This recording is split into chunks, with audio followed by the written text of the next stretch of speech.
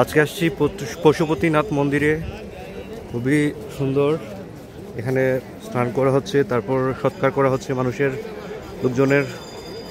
খুবই ফেমাস একটা টেম্পল এটা, পুরো নেপালের কাঠমান্ডুর পাশেই। অনেক ফেমাস একটা টেম্পল। হচ্ছে নদী, মানুষ উপনয়ন করছে। এটা হচ্ছে শ্মশান।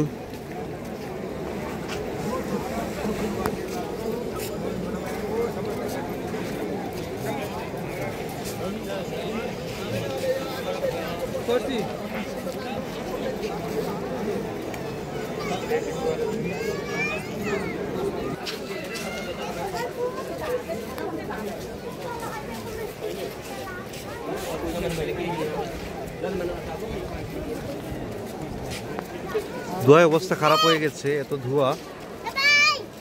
আর মন্দিরটা এটা অনেক পুরনো, অনেক ফেমাস মন্দির। বিল্ডিংগুলো দেখুন, আর্কিটেকচার খুবই ইউনিক।